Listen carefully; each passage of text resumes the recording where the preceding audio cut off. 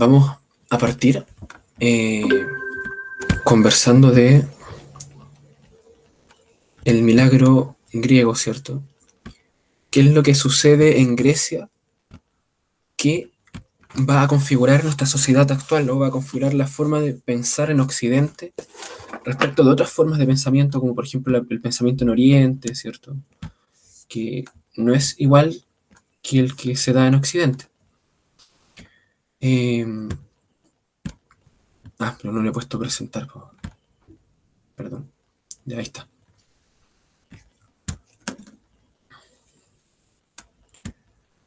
¿Cuál creen ustedes que es el milagro que nació en Grecia? Si alguien me pudiera responder. Lo que crean, no importa si está bien o está mal, da lo mismo eso.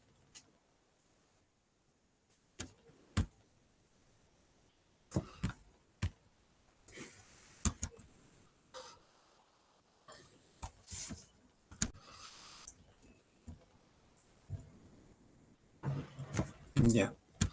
Bueno, vamos a ver qué cosa sucedió en Grecia, ¿cierto? Que configuró nuestra sociedad o la forma de pensar en Occidente. Y es el concepto de naturaleza, ¿cierto? El concepto de naturaleza nace en Grecia, en las islas de Jonia. Bueno, la naturaleza, ¿cierto? O el concepto de naturaleza nace como un símil o una igualdad de lo que es necesidad. Es decir, antes, en la concepción del mitos, ¿cierto? Cuando pasa al logos, que logos significa razón o discurso o conocimiento o verdad, ¿cierto? Eh, Pasa que surge el concepto de naturaleza y la naturaleza se da como una necesidad. ¿Qué quiere decir esto? Que las cosas en el mundo ya no suceden por capricho ni de los hombres ni de los dioses. No es por voluntad que el mundo existe, sino que es por necesidad. Es necesario que las cosas sean de esta forma y no de otra, ¿ya?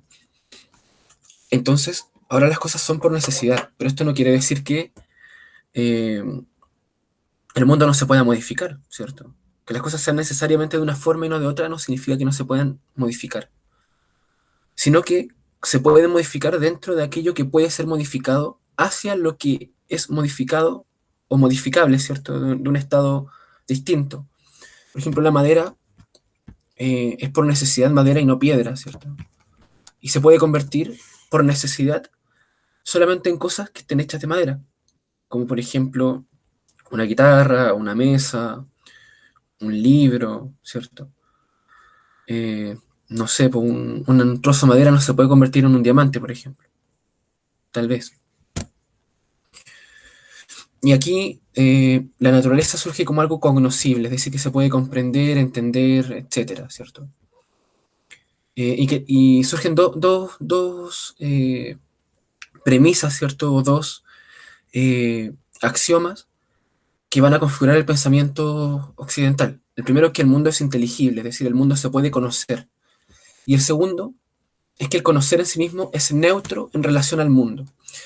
Aquí vamos a ver de qué se preocupa la epistemología, ¿cierto? Eh, ¿De cuál de los dos eh, preposiciones o axiomas creen que se preocupa la epistemología? Entendiendo que la epistemología es el... Bueno, episteme es conocimiento, ¿cierto? Y logía viene de logos, y logos significa conocimiento, o discurso, o tratado, ¿cierto? Entonces, epistemología vendría a ser como el conocimiento del conocimiento, o el discurso del conocimiento, ¿cierto? Eh, ¿Cuál creen ustedes que sería la A o la B? Aquella que va a tratar la epistemología.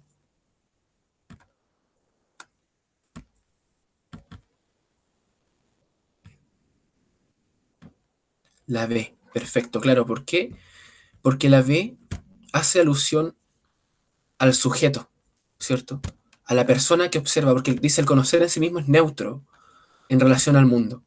Es decir, se preocupa por si lo que nosotros conocemos modifica algo de aquello que se está conociendo, ¿cierto?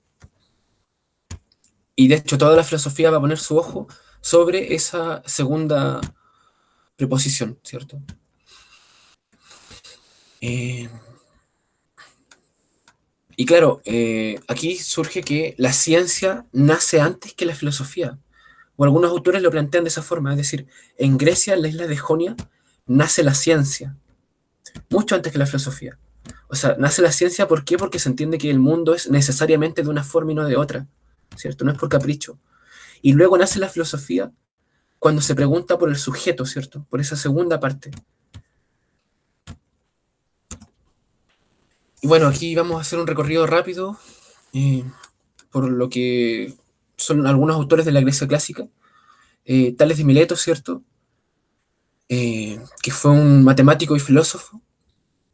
Eh, Tales de Mileto, ¿cierto? De la isla de Mileto, de las islas jónicas. Y bueno, Tales de Mileto era un matemático excelente, predijo un eclipse, estuvo con los egipcios, ¿cierto? Porque era mercader, ¿cierto? Andaba navegando. De hecho, una de las cosas que ayudó a que en Jonia naciera la filosofía y la ciencia es que eran pueblos navegantes, ¿cierto? Porque eran comerciantes y recorrían muchos pueblos. Entonces, al recorrer muchos pueblos, compartían muchas experiencias, ¿cierto? Y aprendían mucho conocimiento. Y en este caso, Tales de Mileto fue a Egipto, y cuando fue a Egipto les enseñó a los egipcios a calcular la altura de las pirámides, midiendo su sombra y la sombra de las pirámides, y sacar un cálculo con eso. Eh, Aquí aparece un concepto muy importante que es el arjé, ¿cierto? O el arché. El arché es el principio explicativo de la realidad, ¿ya? Aquello que, a partir de lo cual se puede explicar todo el resto. Los primeros filósofos eran materialistas, es decir, encontraban el arché o el principio de la realidad en la materia. Es decir, la materia se explica por la materia, o todo se puede explicar a partir de la materia. Y aquí van a plantear varias cosas. Por ejemplo, Tales de Mileto planteaba que el arché o el arjé era el agua, o sea, todo estaba hecho de agua. ¿Alguien me podría explicar cómo alguien puede llegar a pensar que está todo hecho de agua? ¿Qué creen ustedes? ¿Suena tonto? Para nuestro tiempo, por ejemplo, suena como tonto decir que el mundo está hecho de agua, ¿o no?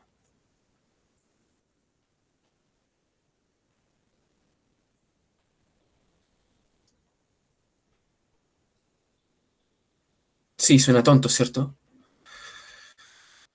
Claro, suena bastante tonto. Pero claro, Tales de Mileto entendía que el agua tiene ciertas facultades que otros cuerpos no tienen. Por ejemplo, el agua se puede condensar, ¿cierto? Se puede, el agua también se puede. Hola, Kareli. El agua también se puede descondensar, ¿cierto? Es decir, se puede volver más sutil. Y también se puede condensar, se puede convertir en hielo, ¿cierto? O, por ejemplo, en el mar surge la espuma, ¿cierto? Que es un sólido que sale de algo líquido. Entonces se podría explicar que el mundo está hecho de agua por un fenómeno de condensación y descondensación, ¿cierto? El agua descondensada se convierte en vapor, ¿cierto? Ese vapor es aire y el agua condensada, ¿cierto? Hace los cuerpos sólidos, ¿ya? Eran como físicos esto. De hecho, se llaman los filósofos físicos. Los Anaxímenes, que plantea al aire como el arjé, ¿cierto? Y el aire tiene, eh, o el aire puede formar tres estados, ¿cierto? El aire puede formar un estado sólido, que sería la nieve, un estado líquido, que sería el agua, y un estado gaseoso, que sería el aire mismo, ¿cierto? Y aquí surgen dos conceptos bien interesantes, que son los conceptos de lo discreto y lo continuo. ¿Alguien puede intuir qué significa discreto y qué significa continuo? ¿Qué es un continuo? Por ejemplo, cuando decimos que algo continúa, ¿cierto? O te dicen continúa por esta calle, ¿cierto? Y llega hasta tal lugar. Eso sería un recorrido, ¿cierto? Entonces lo continuo va a ser un recorrido. Y los recorridos no se pueden contar. Es decir, si yo te digo, ¿cuántos puntos existen en una línea? Hay infinitos puntos. No se pueden contar los puntos que hay en una línea. Son infinitos. Porque es un continuo. En cambio, lo discreto se puede contar. Yo puedo decir cuántos lápices tengo en mi estuche. Tengo 1, 2, 3, 4, 5, 6, 7, 8, 9 lápices, ¿cierto? Eso es algo discreto. Es decir, se puede contar. Y bueno, de aquí, de estos dos conceptos van a surgir dos líneas filosóficas, ¿cierto? Que van a ser los atomistas, que van a preocuparse de lo discreto, es decir, aquello que se puede contar, y los pitagóricos, que se van a preocupar de lo continuo, ¿cierto? O sea, miento. Los atomistas y los pitagóricos se van a preocupar de lo discreto, no de lo continuo. Bueno, después tenemos a Heráclito, que plantea la energía como el fuego, que va a decir que eh,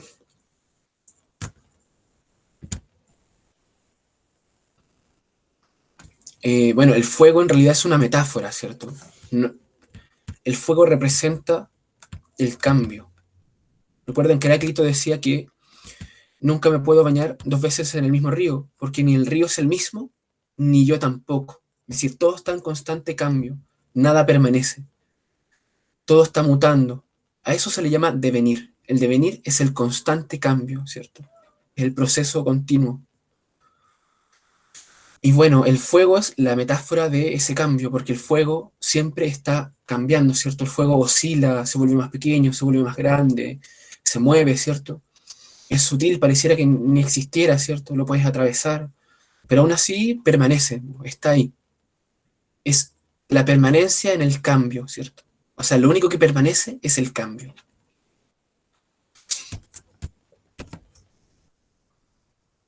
Eh, bueno, ahí viene la duda escéptica, ¿cierto? De qué cosa hace que las cosas sean las cosas. Si todo está en constante cambio, ¿cómo puedo hablar de que existe un río? ¿O cómo puedo decir de que yo soy yo, ¿cierto? Si yo no soy lo mismo que era ayer, y no soy lo mismo que antes de ayer, ni hace 5 años, ni cuando tenía un año, ¿cierto? No soy lo mismo, pero aún así sigo diciendo que soy yo, ¿cierto? ¿Cómo podemos hablar de que existe un yo? ¿O cómo podemos hablar de que existe este lápiz, ¿cierto? O mi celular, si todos los días cambia, muta, ¿cierto? ¿Alguien tiene alguna respuesta a eso? Vamos a plantear esa pregunta, ¿cierto? ¿Qué soy yo? ¿Alguien me quiere hablar de qué es usted? Lo que sea, pueden describirse, etcétera. Pueden prender sus micrófonos si quieren igual para hablar. La idea es que como somos poquitos, que podemos participar harto.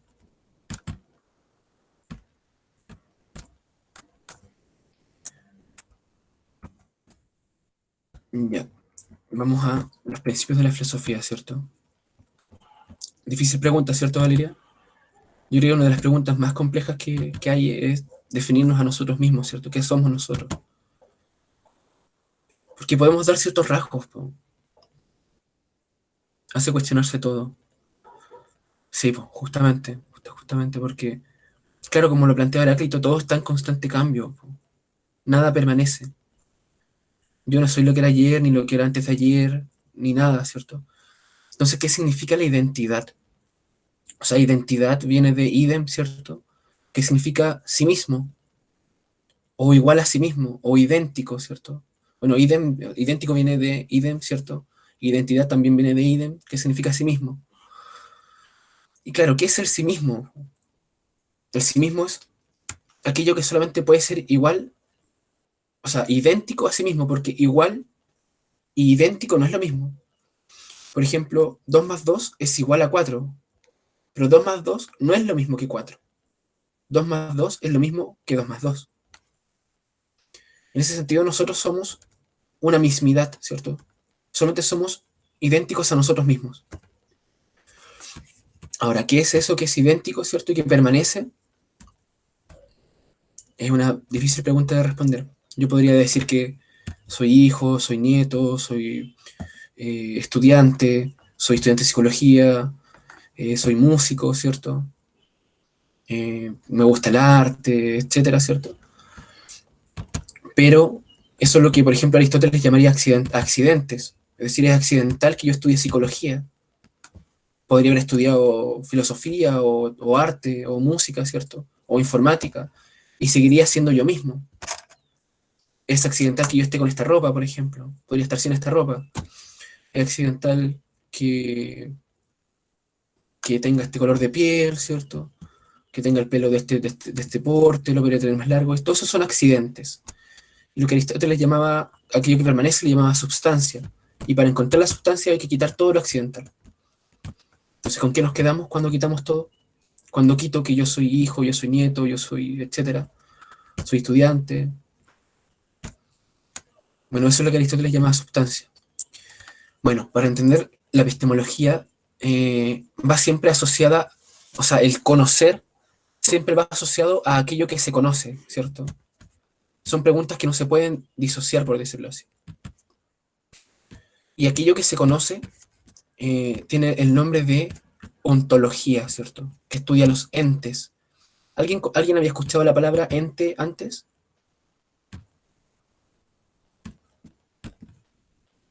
Por ejemplo, cuando decimos que algo tiene entidad, ¿qué es un ente? Y no me refiero a los fantasmas, porque muchas veces se ocupa la palabra ente como para referirse a un fantasma o para hablar de ovnis, sí, por cierto. Bueno, en realidad ente, sí, pues ente tiene que ver con los fantasmas. No, no tiene que ver con los fantasmas, pues. Ente se llama ente a cualquier cosa que tenga existencia. Esto es un ente, este celular es un ente, yo soy un ente, ¿cierto? Ente es cualquier cosa. Ahora, cualquier cosa que exista, ¿cierto? Por ejemplo, ¿podríamos decir que la nada es un ente? ¿Qué creen ustedes? ¿La nada puede ser un ente?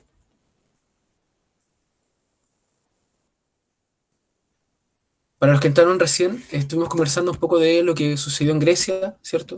En Grecia surge un milagro, en la isla jónica, que es el milagro de que nace el concepto de naturaleza. Y la naturaleza es igual a una necesidad. Y la necesidad quiere decir que el mundo no está hecho por capricho ni de los dioses ni de los hombres, sino que es por necesidad de esa forma, no por capricho ni por voluntad. Ahora habíamos hablado un poco de los primeros filósofos, ¿cierto? Tales de Mileto, Anaxímenes, que planteaban lo que era el arjé. El arjé es el principio de la realidad o aquello que constituye toda la realidad. Tales de Mileto decía que era el agua, Anaxímenes decía que era el aire, Heráclito decía que era el fuego, el agua porque el agua tiene la capacidad de condensarse y descondensarse, descondensándose, ¿cierto? Genera el aire y condensándose forma la materia, ¿cierto? Lo sólido y así. Pero tiene que existir de forma concreta, material. No, aquello que existe. Por ejemplo, mi pensamiento existe o no. Existe, ¿cierto? Pero ¿de qué forma existe? ¿Existe de la forma en que existe mi celular, por ejemplo? Yo no puedo tocar mi pensamiento, ¿cierto? ¿Qué cualidad tendría el celular que no tiene un pensamiento mío, por ejemplo? Hay algo que tiene el celular que no tiene mi pensamiento.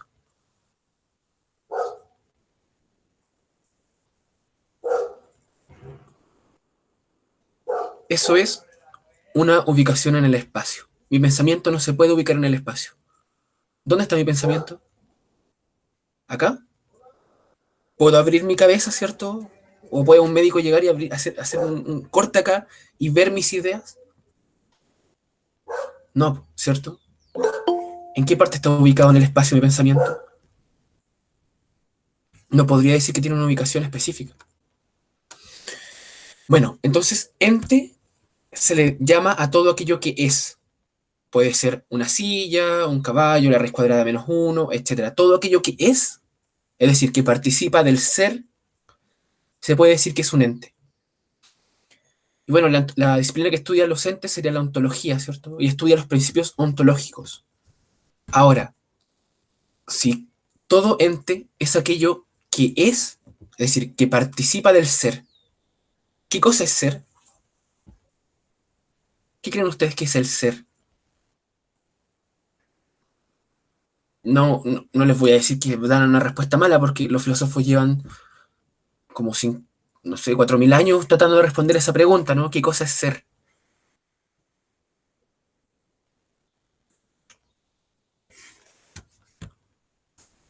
¿Y por qué el ser y no la nada, cierto? La nada es mucho más fácil. La nada no requiere de esfuerzo, la nada no requiere de energía, ni de procesos, ni de tiempo. El ser es mucho más complejo, ¿cierto? Y el ser es mucho más difícil, es mucho más innecesario. ¿Por qué existe el ser y no la nada, ¿cierto? Podría no existir nada y todo sería más fácil. Pero aún así existe el ser. ¿Pero qué es el ser? ¿Puedo decir que el ser es? No, porque si dijera que el ser es, diría que el ser participa del ser. Y no estaría hablando del ser, estaría hablando de otra cosa, de algo que existe. Estaría hablando de un ente. Nuestro lenguaje no está hecho para hablar del ser. Está hecho de hablar de los entes, ¿cierto? De aquello que existe. Bueno, aquí hay ciertos principios como el principio de identidad, ¿cierto? De los entes. Es decir, todo ente es idéntico a sí mismo. Eh, si bien 2 más 2 es igual a 4, 2 más 2 no es lo mismo que 4, ¿cierto? Porque 2 más 2 solamente es idéntico a 2 más 2, ¿cierto? Y yo solamente soy idéntico a mí mismo, y mi celular es idéntico a sí mismo, etcétera. Y de esto se concluye que eh, el segundo principio, que es el principio de no contradicción, que viene a decir que algo no puede ser y no ser a la vez y al mismo tiempo. Es decir, la puerta no puede estar cerrada y no cerrada al mismo tiempo. Algo no puede ser verdadero y no verdadero al mismo tiempo y de la misma forma, entendiendo verdadero por lo mismo, ¿cierto? ¿Por qué? ¿Alguien me puede decir por qué algo no puede ser y no ser al mismo tiempo? ¿O alguien me puede dar un ejemplo de algo que sea y no sea a la vez, al mismo tiempo y entendiendo la misma forma de ser?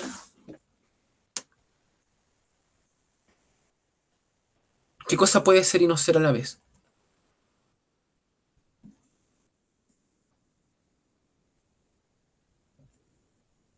¿O, no, o creen que no existe nada? Eh, el ser solamente existe en un mundo tangible, ¿cierto? O sea, como en lo que podemos ver o que sea yo sentir. Porque ¿Ya? Pero este principio es un principio, ¿sí? hay como un poco de que el pensamiento puede ser y no ser al mismo tiempo porque es, pero al mismo tiempo no es fuera de la mente, creo, como un pensamiento fugaz. No es fuera de la mente. ¿Podrías desarrollar un poquito más eso? Para No entender sé, mejor. no sé si mucho porque es básicamente eso, que es dentro del pensamiento eh, de una idea, de un concepto, pero al mismo tiempo no es para nadie más que para mí mismo porque a menos de que lo exprese, eh, simplemente queda en mi mente y dentro de mí. Dentro de ti, claro. Y en ese sentido, ¿tu pensamiento podría estar dentro de ti y no dentro de ti al mismo tiempo? Porque Si lo manifiesto, estaría dentro de mí y no dentro de mí al mismo tiempo, ¿cierto? estaría dentro de ti y no dentro de ti al mismo tiempo, claro.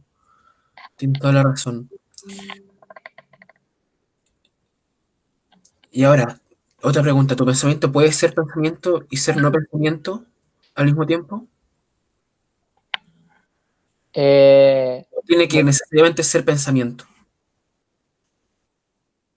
si no viene de una práctica que yo quiera haberla hecho consciente, quizás puede ser no pensamiento a la vez, pero no sé si el pensamiento necesariamente tiene que ser consciente para hacerlo. Ya, claro. Ahí eh, estamos. Hay un tercer principio ontológico, ¿cierto? Que se llama el principio del tercer excluido. Es decir, vamos a excluir cualquier tercero. Por ejemplo, yo podría decir que la puerta está abierta y cerrada al mismo tiempo, porque puede estar en un punto intermedio, ¿no? Puede ser que esté como semiabierta o junta, ¿cierto? Porque eso tiene que ver con lo discreto. Bueno, tú no estabas cuando hablamos de lo discreto y lo continuo, pero lo discreto tiene que ver con aquello que se puede contar y lo continuo tiene que ver con aquello que no se puede contar. Por ejemplo, los puntos de una línea es un continuo de principio a fin. No se puede contar porque tiene infinitos puntos. En cambio, los lápices de mi lapicero se pueden contar. Puedo decir, eran 9 lápices, ¿cierto? Lo verdadero y lo falso tú lo puedes contar. ¿Cachai? O es verdadero o es falso. Pero lo continuo, o mejor dicho, o está abierto o no abierto. Pero si yo digo abierto y cerrado, hay puntos intermedios. Po. Está semicerrado, cerrado, un poco menos abierto, etcétera. Por eso en el principio del tercer excluido se habla de sí mismo y la negación de sí mismo. No de terceros, porque el tercero puede ser cualquier cosa. Po. Lo que yo soy, ¿cierto? Soy yo. Pero lo que no soy yo puede ser cualquier cosa. Puede ser un lápiz, un celular, mi taza, mi pared, el notebook. Todo eso es un no yo, ¿cierto? Sí, Digo, vamos a hablar de un no ser, ¿cierto? Entonces, el pensamiento puede ser o no ser pensamiento, ¿cierto? Al mismo tiempo. Y esto lo planteó Aristóteles para... eh, bueno, este fue el primer principio que encontró Aristóteles para fundamentar su filosofía, ¿cierto? De hecho, es un principio que sirve para poder hablar de cualquier cosa, porque si todas las cosas son y no son a la vez y al mismo tiempo y entendiendo son de la misma forma, cuando yo te digo esto que te estoy diciendo, que las cosas son y no son, ¿cierto? Al mismo tiempo, o yo te digo que las cosas son y no son al mismo tiempo, estoy diciendo que eso es verdadero y falso a la vez, ¿cachai? Y por tanto no tendría sentido. eso es Porque, parte de lo continuo, ¿no? claro, sería parte de un continuo, justamente. Y lo que Vale, se vale. es escapar del continuo, ¿sí? Ir a lo discreto, aquello que se puede describir contándolo, por ejemplo. O decir que de eso puede ser verdadero o falso. Por acá preguntaban sustancia tangible. El pensamiento no es una sustancia tangible. De hecho, la diferencia entre el pensamiento y la materia es justamente la espacialidad. El pensamiento no tiene espacialidad. De hecho, lo que sí podríamos decir del pensamiento, ¿qué es? Si no tiene espacialidad, ¿qué tendría?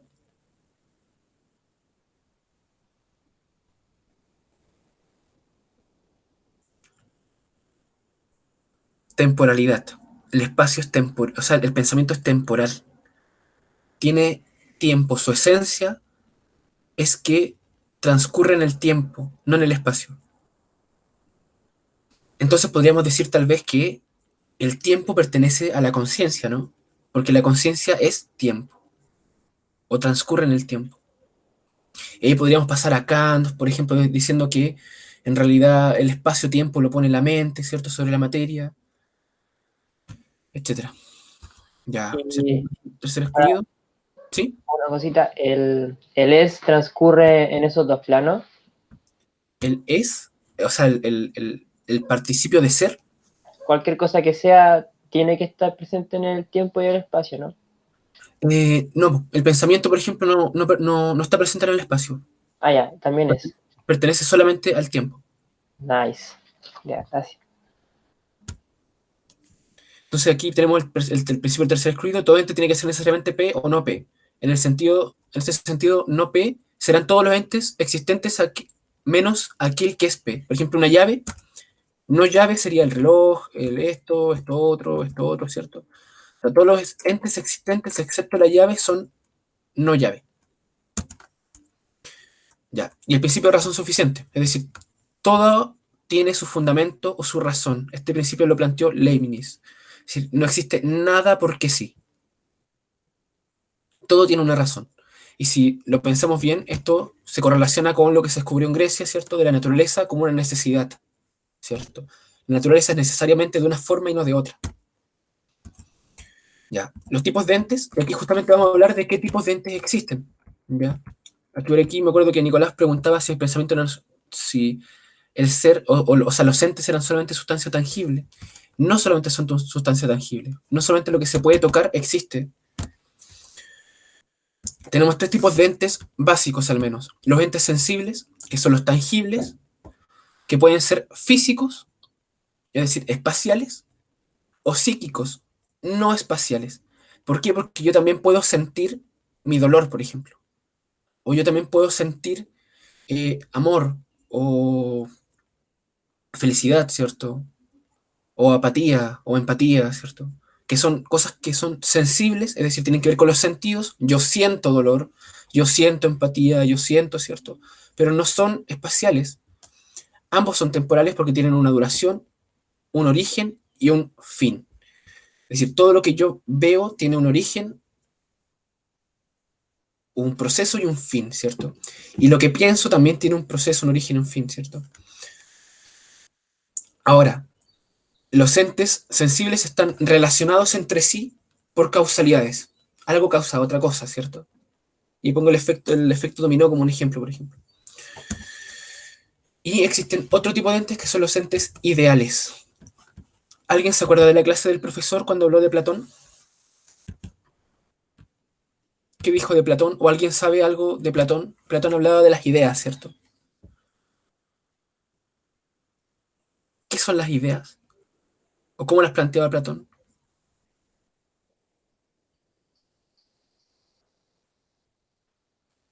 ¿Cuáles son las características de las ideas que diferencian a lo sensible? Por ejemplo, la belleza. Yo veo cosas bellas, ¿cierto? En el mundo. Puedo ver una obra de Van Gogh, ¿cierto? Eh, puedo, puedo ver una obra de teatro, ¿cierto? Y verla que es bella, es hermosa, ¿cierto? Pero yo no veo la belleza, yo veo cosas bellas. En ese sentido, las ideas no son particulares, son generales, ¿cierto? Y al ser generales son eternas, absolutas, perfectas, inmutables. Por lo tanto, si son eternas, lo eterno es temporal o pertenece al tiempo, o lo eterno es extratemporal.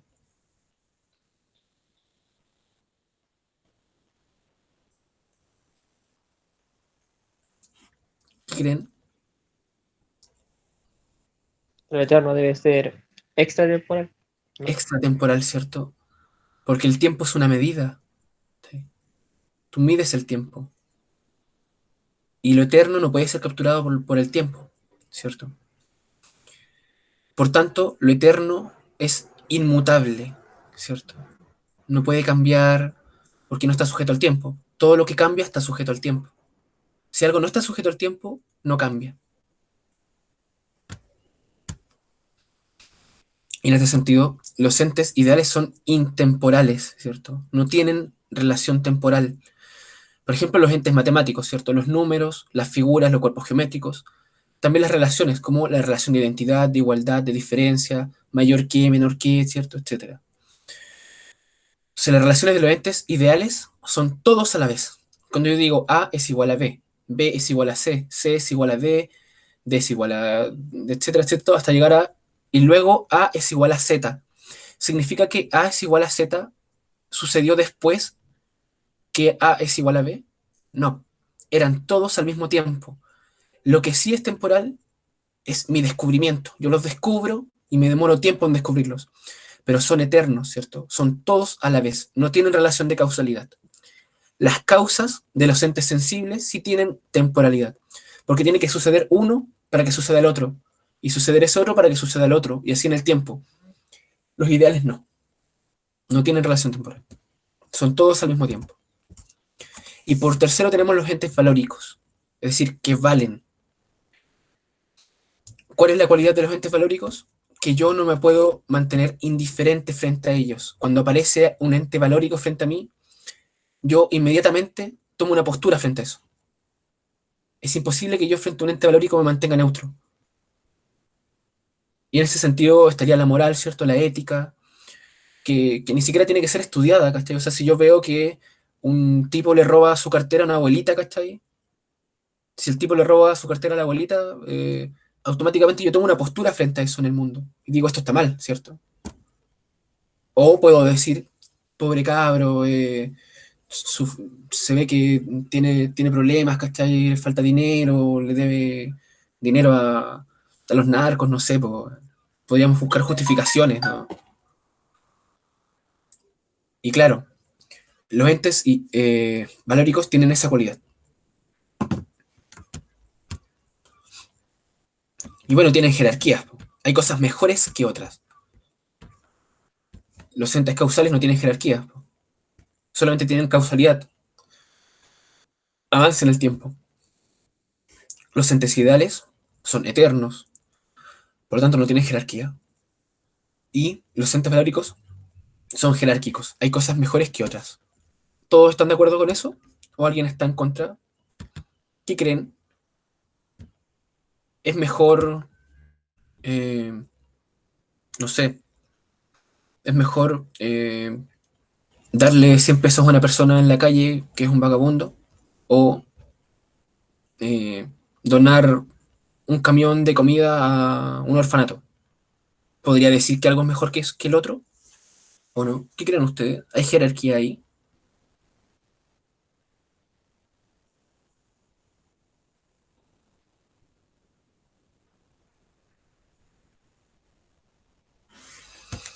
Ya. Y bueno, con eso terminamos la exposición de los entes, ¿cierto? Y vamos a dar un pequeño repaso por lo que es la modernidad y la posmodernidad, así rápido. Les comento, no alcancé a hacer el PowerPoint. Lo que pasa es que he estado trabajando y tengo muy poquito tiempo, ¿cierto? Alcancé a hacer este PowerPoint nomás. Se darán cuenta que a mí me gusta hacer los PowerPoint muy bonitos, ¿cachai? Para que sea como más entretenido igual, po. Pero vamos a ver un video cortito. No sé si siguen ahí o ya se fueron. Pero bueno, me gusta hacer esto, así que por último lo veo yo. ¿Ah? A ver. Que es de Charles Chaplin. Que el profesor habló de esa película. Es una película muy buena. Muy, muy buena. Hay dos películas que yo recomiendo para entender un poco la entrada a la modernidad. Una es Tiempos Modernos de Charles Chaplin. Y otra que se llama Mi Tío. Pero no me acuerdo de qué autor es. Mi Tío. Esta película la pasan mucho en arquitectura. Cuando estudian arquitectura moderna. Porque tienen que pensar que todos los procesos están relacionados. O sea, la modernidad cuando entra con ciertos valores y esos valores inundan el arte, la filosofía, la arquitectura, las ciencias sociales, ¿cierto? Las ciencias naturales, etcétera. Voy a pasar un video de Charles Chaplin, Tiempos Modernos. ¿Alguien ha visto esta película?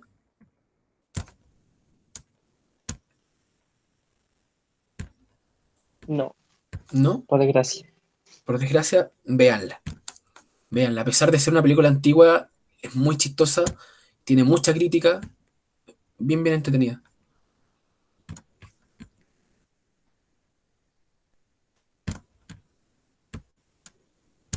Y aquí vamos a ver algunos valores, ¿cierto? Y ustedes me van a decir qué valores pueden ver, ¿cierto? En esto.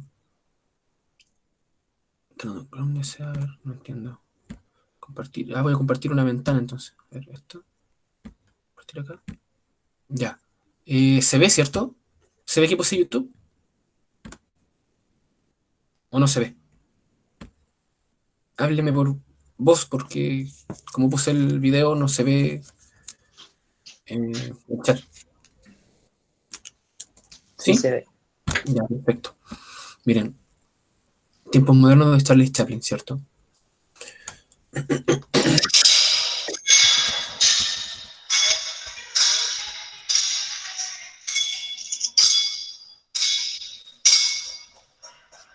Mira esto, mira esto. Qué verga, weón. ¿Qué onda se puso ese sonido? Ya, voy a ponerlo de nuevo ya, porque eso no tenía que haber sonado, porque eso no es eso, weón. Este era. Ahí sí.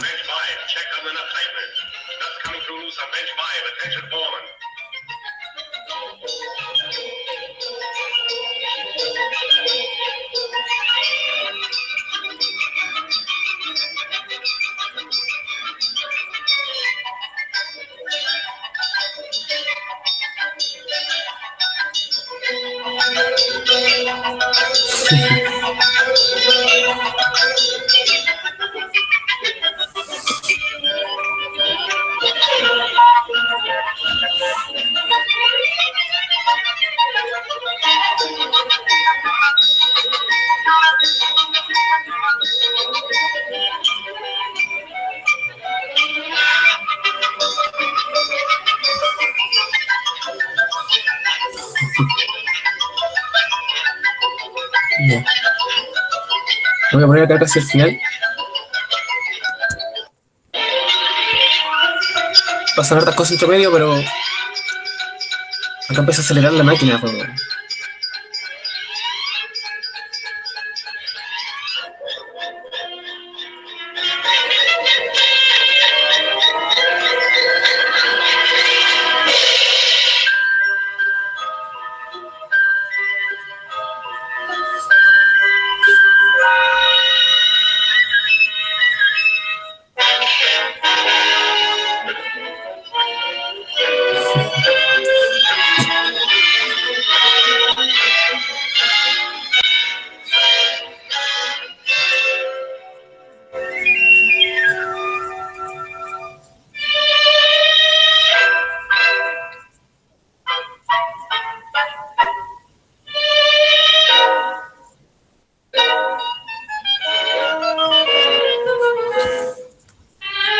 Ya. ¿Qué me pueden decir de esa escena que vimos?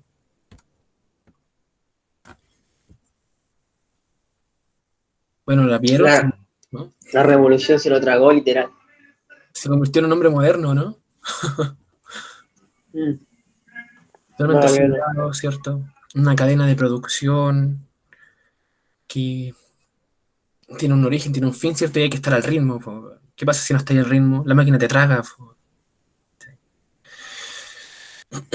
Bueno, esto, como le dije, no alcancé a hacer el PowerPoint, pero aquí tenemos, ¿cierto? Los tengo en el texto. Los valores de la modernidad. ¿Ya? El primero es la creencia absoluta en la exclusividad de la razón para conocer la verdad. ¿Ya? Yo creo que eso lo entendemos todos, ¿cierto? O sea, la modernidad pone su foco en la razón para conocer, ¿cierto? Y tenemos a Descartes, ¿cierto? Tenemos a Pascal, tenemos todos los racionalistas, ¿cierto? Tenemos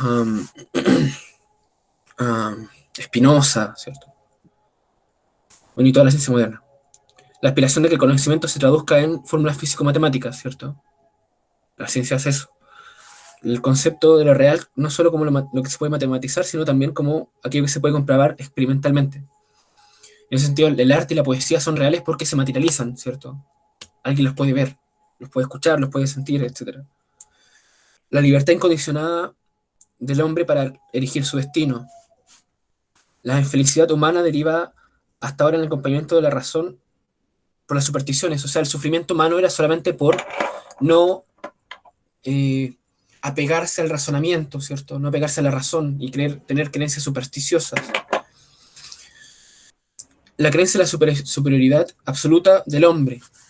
Un antropocentrismo, ¿cierto? El hombre es lo primigenio en el mundo, ¿cierto? Aquello que está por sobre jerarquía de todos los otros seres o todos los otros entes. El pensar la democracia como una mejor forma de gobierno. ¿Ya? Esos valores tenemos, ¿cierto? Existe Descartes, ¿cierto? Y Kant también, ¿cierto? Donde en la modernidad se caracteriza por los absolutos. En la modernidad hay absolutos. Pero no hay absolutos dogmáticos como como provenientes de la fe, sino que hay absolutos racionales, ¿cierto? ¿Qué creen ustedes? ¿En la Edad Media murió Dios? No sé si conocen esa frase de Nietzsche, ¿cierto? Que dice Dios ha muerto, ¿no? ¿A qué con qué creen que se refería Nietzsche a eso? Aunque Nietzsche se está adelantando a la modernidad, Nietzsche pertenece a la modernidad, pero está adelantado a su tiempo, ¿cierto? Nietzsche no plantea absoluto. No sé, ¿leyeron el texto de Roa?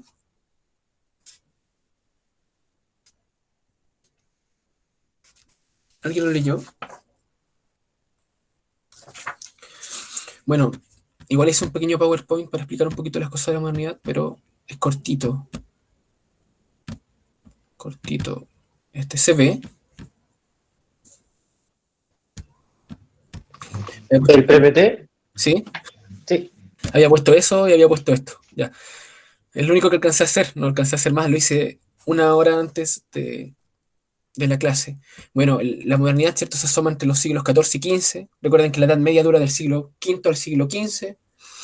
El nominalismo surge en el nominalismo de Occam, ¿cierto? En estos siglos, entre el siglo XIV y XV, no me acuerdo en cuál de los dos. Y el nominalismo quiere decir que ya no se cree en las ideas como al estilo de Platón, ¿cierto? Que existen ideas separadas del mundo, que son eternas, absolutas, etc. Ockham va a plantear que solamente lo particular puede ser conocido y lo particular se da en la experiencia. Y ahí planteas una baja, ¿cierto? Que es que tenemos entre dos explicaciones distintas para un mismo fenómeno, tenemos que elegir siempre aquella más sencilla, la más simple, ¿cierto? Que explique ese fenómeno. Hay una cita de Nietzsche que dice, en respuesta a esto, ¿cierto? Dice, toda verdad es sencilla. ¿No es eso una doble mentira? Interesante, porque frente a Occam que plantea que hay que buscar la menor cantidad de proposiciones para explicar una verdad, Nietzsche plantea que hay que tratar de decir la menor cantidad de mentiras. Y la mentira más grande es la verdad. Por eso es una doble mentira. Es decir, toda verdad es sencilla. O sea, primero, la primera mentira es la verdad. La segunda es que es sencilla. Porque no existe la verdad sencilla. Bueno, se da el punto de partida, ¿cierto? La reforma de Martín Lutero, ahí se separa el mundo de la fe del mundo secular, es decir, el mundo de Dios del mundo de los hombres. Kant también va a plantear un poco eso, ¿cierto? Kant está más abajo, pero bueno, Descartes genera la separación mente-cuerpo. Kant plantea el imperativo categórico. ¿Alguien sabe lo que es el imperativo categórico? Tiene que ver con la moral esto, con la ética kantiana. Alguien dígame cualquier cosa o cualquier acción de su día a día. Ética, por ejemplo. O sea, robar, o mentir, o ser solidario. Claro que Dios ya no era la verdad absoluta. Perdón, Valeria, por no leerte antes. Hacen nanaya a las perritas. Eso es como digo, ¿no? Ya, ¿qué cosa fue que dijiste? Hacer parir a las perritas.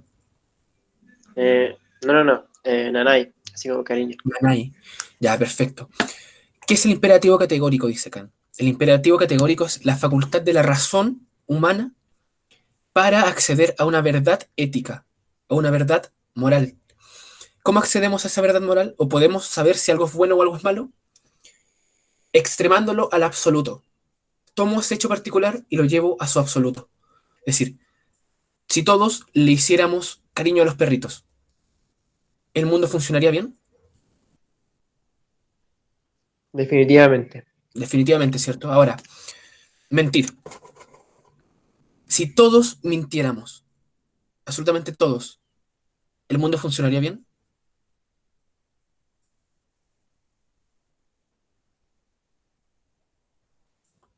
¿Sí? Y no es un... o me estás mintiendo, claro, eso mismo te iba a decir. Claro, bueno, la ética kantiana plantea eso, tomar un hecho particular y extremarlo a su absoluto para saber si el mundo funciona o no funciona con esa forma, ¿cierto? Si va hacia su autodestrucción. Lo más probable es que si todos mintiéramos siempre, el mundo tendería a destruirse. ¿Sí? No sé, eh, el trabajador de la planta nuclear diría, no, si le hice mantención a esta weá y está bien y todo, y la weá explota así. Y así con todo, po. El colectivero diría, no, si saqué mi licencia y sé conducir, y chocaría. Y claro, Chernobyl con todo. Entonces, esa es la ética kantiana, y esa es una facultad de la razón. Recuerden que la modernidad se caracteriza por la confianza en el razonamiento, no en la fe. Los 10 mandamientos son fe. ¿Por qué? Porque sirven solamente para ciertos casos. Es decir, los 10 mandamientos se quedaron cortos hace 2000 años. ¿Sí? Ya no sirven para la vida moderna porque nosotros vivimos una serie de situaciones gigantescas, ¿cachai? Que no está escrito en esas tablas. Luego tenemos a Hegel con su planteamiento de la evolución del espíritu absoluto. Y tiene una cita que dice que todo lo real es racional y todo lo racional es real. El espíritu absoluto tiene que ver con un concepto evolutivo, ¿cierto? De que se parte de un tipo de cigoto, ¿cierto? Donde la nada y el ser están mezclados y de repente el ser se empieza a diferenciar de la nada mediante un proceso dialéctico hasta llegar al espíritu absoluto, que es la razón dándose cuenta de que es racional. Es decir, la razón del mundo, el espíritu humano en su conjunto, se da cuenta de su propia evolución, de su propia racionalidad, ¿cierto? Claro, sería como Homero, po. Homero, si todos mintiéramos sería como los Simpsons, viviríamos en los Simpsons. Marx plantea el reino de la libertad, ¿cierto? Que es el Estado comunista, que va evolucionando, ¿cierto? También de forma dialéctica. Es decir, dialéctica quiere decir que hay una tesis, hay una antítesis y hay una síntesis. Eso es la dialéctica. Es un avance, va avanzando hacia síntesis nuevas, mediante negaciones, la negación de la negación. Eh, tenemos dos clases sociales, el esclavo y el plebeyo. El esclavo, o sea, el esclavista, el esclavo y el plebeyo.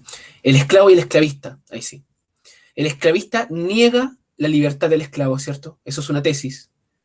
Llega un segundo momento en que surge una antítesis, que sería que el esclavo niega la negación de su libertad, es decir, la negación de la negación. Si te niegan, tú niegas que te nieguen. Y de eso surge una síntesis, ¿cierto? En el momento en que el esclavo niega la negación de su libertad. Y surge un nuevo proceso, una nueva síntesis. Y esa síntesis sería el señor feudal y el plebeyo. Y surge lo mismo, el señor feudal niega la libertad del plebeyo, el plebeyo se cansa, niega la negación de su libertad, y otra nueva síntesis. Y surge la burguesía y el proletariado, hasta llegar a una síntesis absoluta, que sería el reino de la libertad en el Estado comunista, ¿cierto? Darwin plantea la evolución de las especies. Freud plantea que se puede volver lo consciente lo inconsciente, es decir, la razón domina lo irracional. Nuevamente, a pesar de que Freud plantea que el ser humano es irracional porque tiene un inconsciente, plantea también que este consciente puede dominar ese inconsciente, volviéndolo consciente. Sigue las premisas de la modernidad. Y bueno, dentro de la modernidad tenemos un caso excepcional que es Nietzsche, que plantea la idea del superhombre y la idea de que Dios ha muerto. ¿Ya? Les voy a leer un texto cortito de Nietzsche que se llama Sobre verdad y mentira en sentido extramoral. Que si quieren entender a Nietzsche, uno de los textos principales que pueden leer es este. Es cortito, tiene 13 páginas y dice lo siguiente. Para que entiendan, porque es cierto que planteamos que la modernidad es lo absoluto, es la razón, es la verdad, es todos los dioses que pueden haber. Nietzsche le llamaba ídolos. Decía que la religión nunca terminó, siguió con la ciencia, ¿cierto? Porque Dios, ¿qué representa? Dios representa la verdad, ¿cierto? Y la verdad no ha muerto. La verdad sigue entre nosotros como un cadáver que sigue ahí, ¿cierto? A pesar de que ya está muerto, continúa, ¿cierto? No tenemos con qué reemplazarlo. Y ahí surge la posmodernidad. ¿Alguien me podría hablar un poco de la posmodernidad? No sé, colocan condones en los museos, ¿cachai?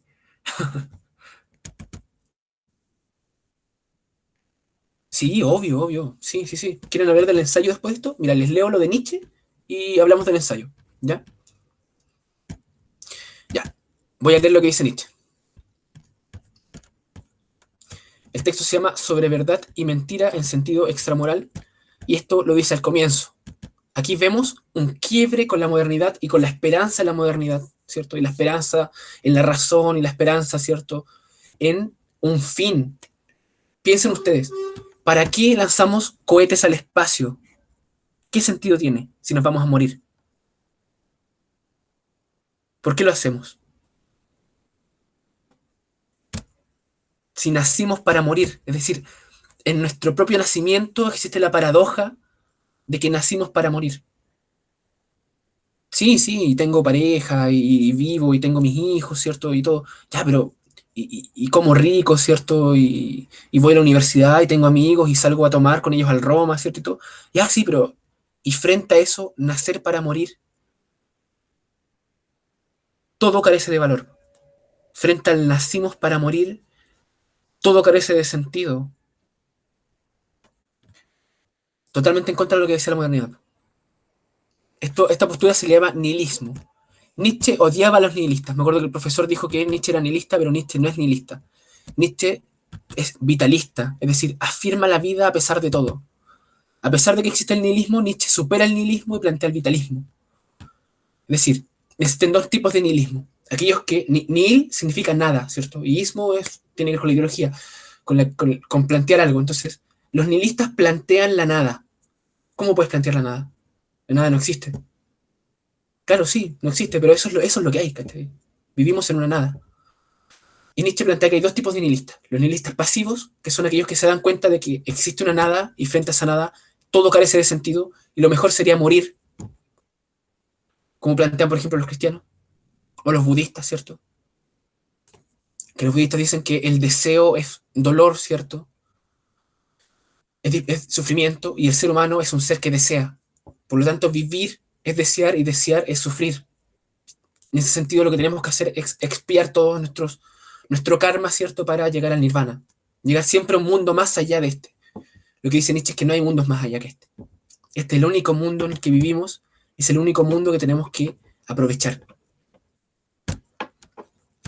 Dice, en algún apartado rincón del universo, desperdigado de innumerables y centellantes sistemas solares, hubo una vez un astro en el que animales astutos inventaron el conocer.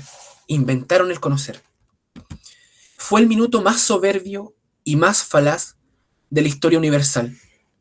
Pero a fin de cuentas, solo un minuto.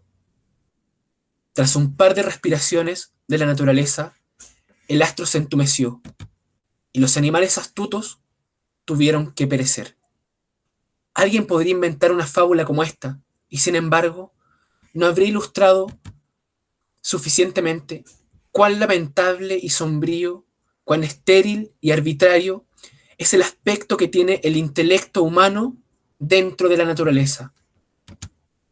Hubo eternidades en las que no existió.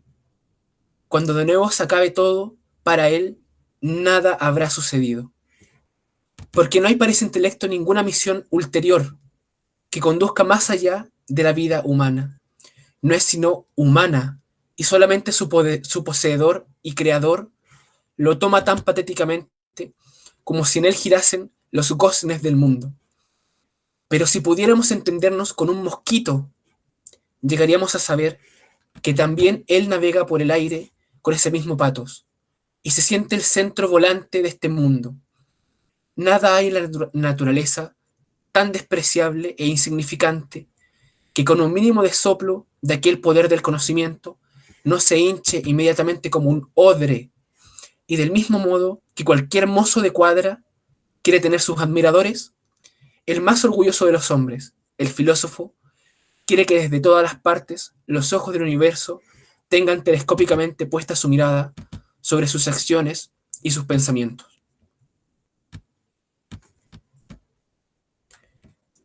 Así comienza ese texto de Nietzsche, que ya podemos ver ciertas características, ¿no? Y con eso voy a dejar finalizada la clase de ahora para que hablemos de los ensayos.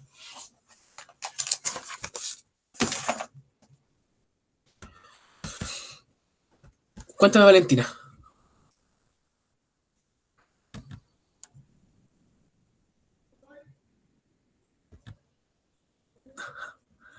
Se volvieron listas, pero ya hay que hacer una reflexión grupal. Sí, sí, hay que formar grupos, ¿cierto? Sobre un tema. Tenemos que elegir un tema y a partir de eso hacer el ensayo. Sí, tiene que ser un ensayo epistemológico. Es decir, un ensayo que se preocupe por el conocer. Plantéense preguntas. ¿Cómo? ¿Qué puedo conocer? ¿Cómo lo puedo conocer, cierto? Posiciónense de alguna perspectiva. El profesor no ha planteado las visiones epistemológicas, pero tenemos, por ejemplo, el realismo, ¿cierto? Que plantea que existe una realidad fuera de nosotros, ¿cierto? Está el realismo ingenuo, que plantea que existe una realidad fuera de nosotros y esa realidad es absoluta, absolutamente tal cual como nosotros la vemos. Se le dice ingenuo porque no toma en cuenta el sujeto que está observando, ¿cierto? Tal vez un perro no la ve como nosotros. Em, claro, no sé, dime por ejemplo, eh, ¿tienes alguna idea, por ejemplo, para el ensayo? ¿Qué preguntas tienes, por ejemplo, Valentina? No sé si puedes prender el micrófono para que conversemos. Si no, pues no hay problema. Hola, sí, mira, es que ayer en clase el profe habló ¿Ya? y dio como, entre comillas, unos temas, como posibles temas, que ¿Ya? eran posmodernidad y psicología, como Ujú. relacionarlo. Sí, sí, ¿Y perfecto. cómo puedo hacer eso? O sea, ¿cómo puedo relacionarlo? ¿A través de qué? ¿De una Ya, película? ya. Sí, sí, sí. Por ejemplo, ¿qué es la posmodernidad? ¿Cierto? Acabamos de dar una cita de Nietzsche en la que se plantea un poco lo que es la posmodernidad, ¿no? O sea, entender que el intelecto no capta nada. El intelecto es vacío, el intelecto es solamente un soplo en este universo, ¿cierto? Eh, ¿Cómo puede afectar eso a la psicología? Decir que no existe una verdad. Por ejemplo,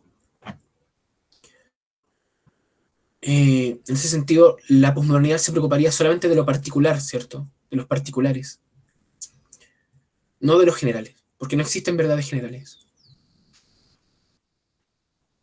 El psicoanálisis, por ejemplo, es moderno. Te plantea la histeria, te plantea la neurosis, te plantea mecanismos absolutos, ¿cierto? ¿Cómo podemos aplicar el posmodernismo a la psicología? ¿Quién lo hace, por ejemplo? Los terapeutas narrativos son posmodernos. Ellos no creen en las patologías, por ejemplo. No creen que existan patologías. Eh,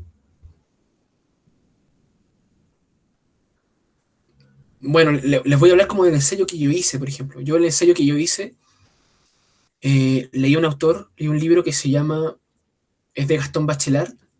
El libro se llama, oh, no me acuerdo. Se llama Psicoanálisis de, eh, psicoanálisis de, ¿en qué semestre es el que están dando ustedes? ¿Cuarto? ¿Cuarto? ¿Telesistemas? No, no, psicología personalidad tercero, no, cuarto. Cuarto, pues, ¿no? Biología de las ciencias sociales. La formación del espíritu científico se llama el texto. Y en ese texto, Bachelard analiza históricamente cómo la pasión del ser humano, inconsciente, ¿cierto?, va modificando la concepción que tenemos del mundo. Y yo lo que hice fue leer un texto de Bateson que se llama eh, ¿Qué es un instinto? Que me acuerdo que se los recomendé para teoría de sistemas, no sé si lo leyeron. Ese texto es epistemológico, es cortito. Y plantea ahí lo que es el principio dormitivo, ¿cierto? Y yo lo que hice fue estudiar los principios dormitivos a lo largo de la historia, ¿cierto? Y cómo esos principios dormitivos igual pueden afectar a la psicología. ¿Cuáles son los principios dormitivos de la psicología? Los principios explicativos. Eh,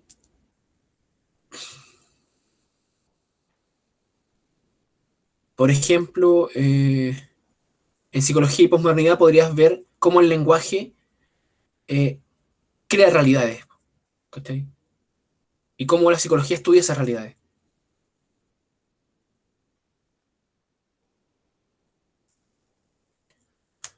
Eh, en realidad el ensayo es más reflexivo, ¿cachai? Tú tienes que reflexionar sobre una cierta corriente psicológica tal vez y plantear qué cosas, qué supuestos están detrás de eso, ¿cierto? ¿Qué presuposiciones hay? ¿Alguien ya tiene algún tema o alguna reflexión que haya hecho con su grupo sobre de qué quiere hacer el ensayo? ¿O qué temas quiere mezclar?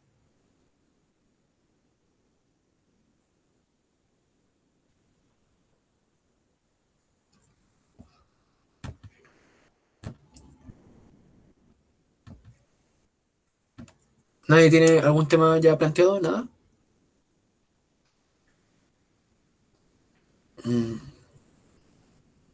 Igual es complejo, es complejo. De verdad tengo un poquito más claro, gracias Valentina. Igual a mí me cuesta explicarlo porque hacer un ensayo epistemológico igual es complejo. Te tienes que, primero que nada, eh, define cosas. ¿Cachai? ¿Qué es el sujeto? ¿Cachai?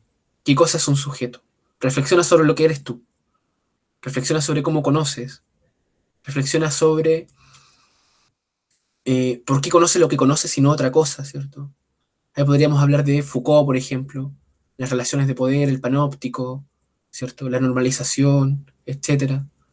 Reflexiona sobre cómo vemos el mundo. O sea, ¿en el mundo existen las verdades? ¿No existen las verdades? Son relativas a un sujeto. Hagámonos una pregunta. ¿Qué es el mundo?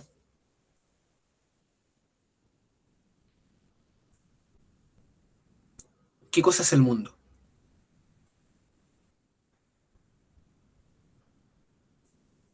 ¿Esto es el mundo? ¿Esto es el mundo? ¿Mi pieza es el mundo? ¿El planeta Tierra es el mundo? ¿Qué es el mundo?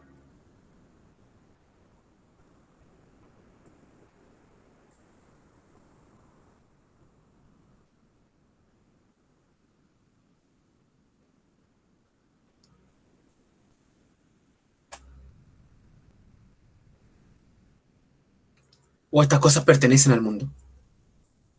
Son cosas en el mundo. Son cosas en el mundo, ¿cierto?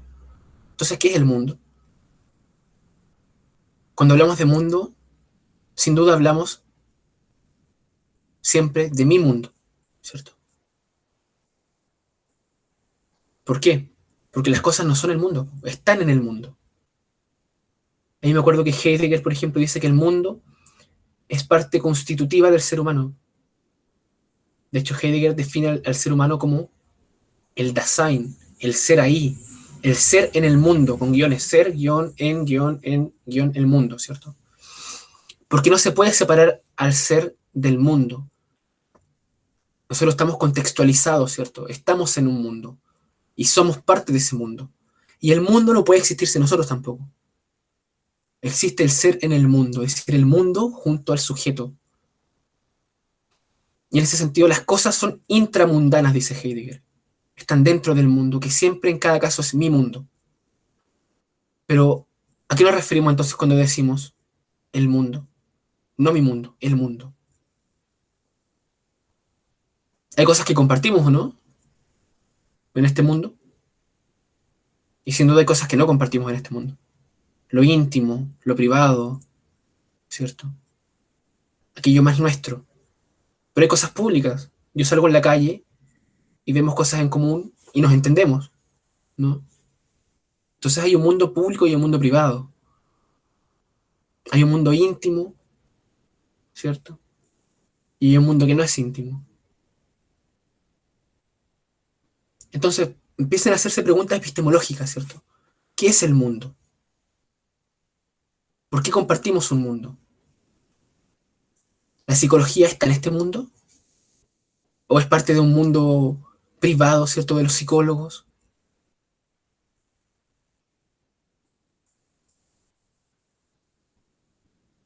Igual cualquier idea que tengan, la podemos ir pensando juntos. Por eso, si es difícil, siempre es mejor pensarlo juntos, en conjunto. Por eso, si tienen propuestas o algo, las podemos ir conversando. Nosotros habíamos planteado que las ayudantías podían ser cada 2 semanas, ¿cierto? ¿Cuándo hay que entregar el ensayo? El 21.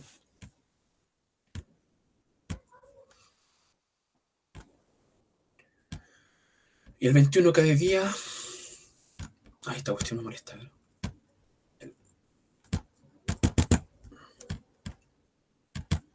Ay, no lo puedo ver. Ya filo. El 21 cada día. A ver en el celular. Cada día miércoles tendríamos una sesión el otro jueves 15. ¿Quieren tener una sesión de ayudantía el jueves 8? Para que hablen con el profesor, le comenten sus temas de ensayo y luego el jueves nosotros conversemos sobre esos temas. A la semana del 12 no hay clase.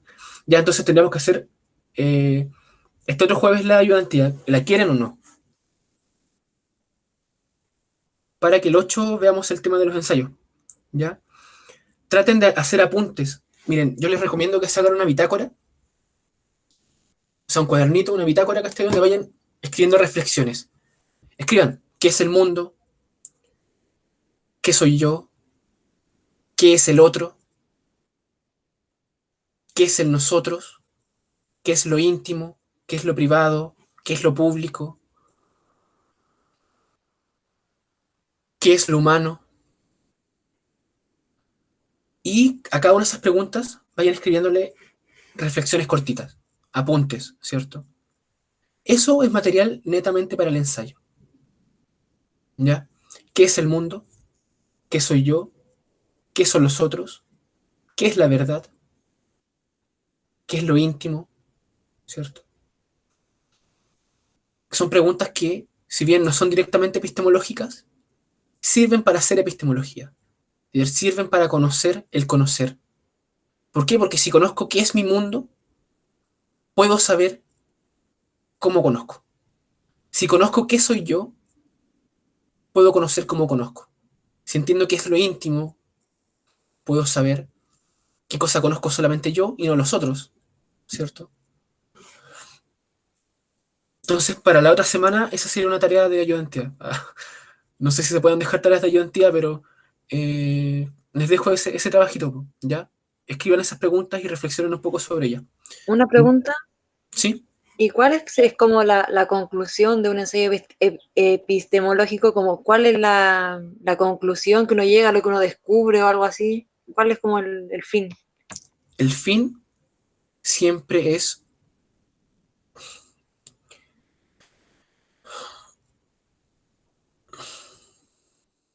No me gusta la palabra fin, pero... Porque no hay fines, porque, o sea, ¿qué busca la epistemología? Busca No, porque, o sea, reflexionar.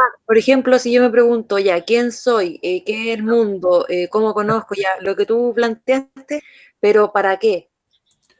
Para saber un poco más, para ser un poco más consciente de aquello a lo que tengo acceso y aquello a lo que no tengo acceso. Por ejemplo, porque si yo sé qué cosa, quién soy yo, al saber quién soy yo, puedo saber sobre el otro. Porque lo que el otro diga va a llegar en base a lo que yo soy yo, ¿cierto? Si yo soy una persona melancólica, por ejemplo, lo que me diga el otro me va a llegar de una forma distinta a lo que le llegaría a otra persona. Y esas son cosas que van diferenciando a los psicólogos también, que es parte de la personalidad propia de cada ser humano. Por eso es importante conocerse, conocer tu mundo, conocer quién eres, conocer cómo conoces, ¿cierto?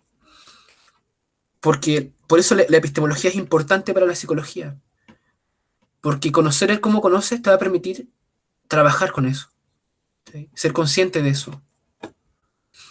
Entonces, una de las cosas que podríamos plantear, por ejemplo, es cómo afecta una postura epistemológica a la clínica de un terapeuta. ¿Sí? O sea, que yo sea realista y yo diga, no, la personalidad no existe, solamente existe lo real, y lo real es lo observable. Va a afectar sin duda mi clínica, ¿cierto? Porque mi mundo va a ser distinto. ¿Cuál va a ser mi mundo? El mundo objetivo, ¿cierto? Si yo me planteo desde una perspectiva psicoanalítica, ¿cuál va a ser mi mundo? Mi mundo va a ser estructurado. ¿Estructurado en qué? Como dice Jacques Lacan, en el lenguaje. El mundo es una estructura lingüística de significantes conectados unos con otros. ¿Y cómo voy a conocer el mundo? Conociendo la estructura. Es decir, tal significante se asocia con otro significante, y este significante se anuda con el otro, con el otro, con el otro. Y eso se hace la asociación libre. Una idea se asocia con la otra idea se asocia con esta con esta otra, y al final forma una estructura. Y cuando entendemos la estructura completa, entendemos por qué surge el síntoma, ¿cierto? ¿Por qué? Porque mi mundo está estructurado De esa forma, para el conductista el mundo está estructurado como objetos observables, reales, ¿cierto? Etcétera. Para el narrativo, ¿cómo estaría estructurado el mundo? Para el terapeuta narrativo, estaría estructurado en base a relatos, ¿cierto? El mundo son relatos. ¿El amor existe? No. El amor es un discurso que me doy a mí mismo sobre aquello que sucede. Es decir, me tomo de la mano con alguien, me doy un beso, ¿cierto? Etcétera. ¿Está el amor ahí? No. El amor está en el cuento que yo me cuento sobre eso. ¿Cómo me cuento la historia? ¿Cierto? Eso es el mundo para un terapeuta narrativo. No sé si se va entendiendo. ¿Qué es? Dentro del narrativo tiene que ver algo con la, no sé si teoría, pero con la teoría cognitiva, porque como es el mundo como se va narrando, uno percibe el mundo, lo procesa como de alguna manera según lo cognitivo, o no sé. Claro, es que lo cognitivo también sería una narración. ¿No? Sería la narración de que lo cognitivo estructura el mundo. ¿Está ahí? En ese sentido, lo único que existiría sería el lenguaje, las narraciones. Ah, ya sé que es otro aparte del El narrativo. cognitivo, sí. Si el narrativo es lingüístico, ¿cachai? Y es lingüístico constructivista, es decir, el mundo se construye en el lenguaje.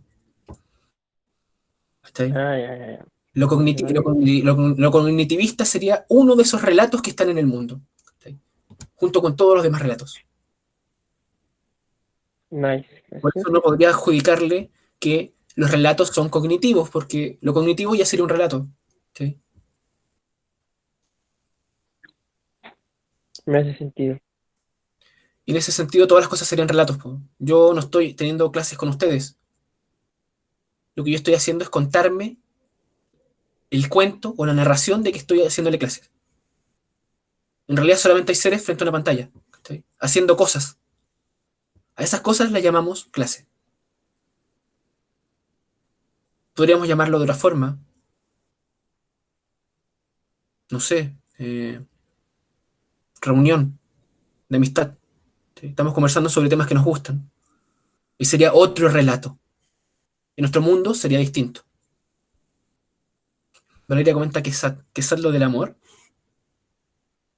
como un cuento que nos contamos a nosotros mismos para autoengañarnos. Ah. Sí, el amor es interesante. Yo me gusta ver el amor de otra forma. ¿No? Por ejemplo, me acuerdo Sartre, Jean-Paul Sartre dice que en realidad nosotros nunca amamos a un otro. Somos incapaces de amar al otro.